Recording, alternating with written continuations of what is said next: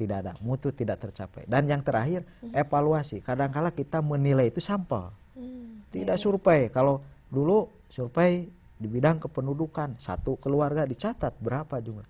Nah, dalam pendidikan mungkin karena masalah anggaran dan kebijakan itu tidak bisa secara ideal dilaksanakan di kita.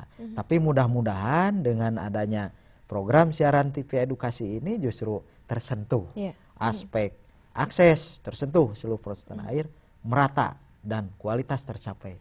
Nanti silahkan dievaluasi. Ya, itulah salah satu tujuan kami mengadakan program seperti ini ya, sehingga informasi bisa sampai kepada masyarakat lebih luas dan kepada sekolah-sekolah mungkin yang belum mengetahui mengenai rencana kerja tahunan ya, itu bisa terinspirasi dengan melihat tayangan kami ini.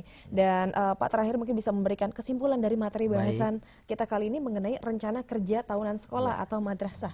Baik para pemirsa yang saya hormati, bahwa diskusi kali ini tentang RKT, kita bisa tarik kesimpulan pada dasarnya RKT ini merupakan acuan arah kerja sekolah, baik yang levelnya sistem kerja yang harian atau operasional rutin maupun sistem kerja yang strategis ataupun program unggulan di dalam rangka menghasilkan output para peserta didik kita secara lebih baik dari tahun ke tahun sesuai dengan misi atau prinsip dari MBS bahwa program sekolah itu adalah multi tahun yang dirumuskan secara partisipatif, kemudian dilaksanakan secara bersama, terkontrol, dan akhirnya kita bisa melihat dari tataran atau tingkatan tahun demi tahun. Mulai dari merumuskan program, memilih program, dan menuangkannya di dalam bentuk format jadwal. Nah, jika para pemirsa khususnya kepala sekolah, guru, dan komite sekolah telah melaksanakan hal itu, mari kita evaluasi bersama. Dan kami harap semua pemirsa yang mendengar acara ini telah atau sedang melaksanakan rencana kerja sekolahnya masing-masing. Demikian, barangkali nanti pada pertemuan selanjutnya kita akan berbicara masalah pembiayaan RKT atau rencana kerja tahunan ini seperti apa. Karena sudah barang tentu ada kegiatan, ada program, ada anggaran. Itulah barangkali review kesimpulan materi tentang rencana kerja tahunan. Ya, dan mudah-mudahan hal ini juga semakin membuat para pemirsa, khususnya sekolah-sekolah yang mungkin belum pernah terpikir untuk melakukan rencana kerja tahunan. Tetapi di sisi lain tentu saja setiap sekolah mengharapkan sebuah keberhasilan untuk sekolahnya. Karena dengan demikian juga tentu saja yang akan mendapatkan imbas baik, yang akan mendapatkan efek baik, tentu saja para anak didik juga akan mendapatkan suatu hal yang bisa diambil manfaatnya.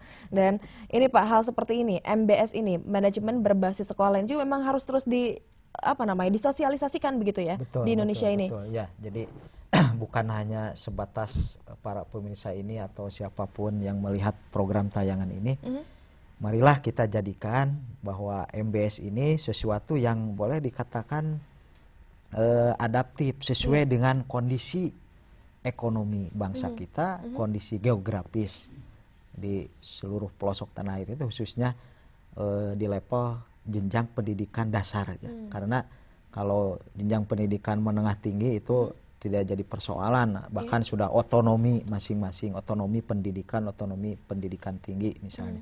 Tapi MBS ini sekolah dan madrasah itu juga sama, baik yang bernaung di Departemen Pendidikan Nasional maupun Departemen Agama itu sama. Semuanya diharapkan mampu ber-MBS ya. Karena kalau kita balik kepada teori ya, balik kepada pengetahuan-pengetahuan para pendahulu kita, ini sebetulnya kapan MBS ini dilaksanakan? Ini kalau sekarang itu tahun 2008, MBS 2009 ya, mohon maaf Pak pemirsa. Itu MBS masuk ke kita itu tahun 1993. Oke, sudah cukup lama sebenarnya ya. Sudah dewasa usianya ya. Jadi barangkali mudah-mudahan kita semua khususnya yang belum tersentuh, yang belum melaksanakan MBS ini, dengan adanya tayangan ini mendengar, melihat dari siapapun atau langsung melihat tayangan televisi edukasi ini bisa melaksanakan. Oke, terima kasih banyak Pak Denny untuk kehadirannya di studio kami sore hari ini, dan terima kasih banyak juga untuk para pemirsa yang senantiasa bersama kami di televisi edukasi, televisi yang santun dan mencerdaskan. Saya Larasati Nur Rahma, Bapak Denny Darmawan, juga seluruh kru yang bertugas mohon undur diri. Tetaplah bersama televisi edukasi, televisi yang santun dan mencerdaskan. Selamat sore dan sampai jumpa. Terima kasih.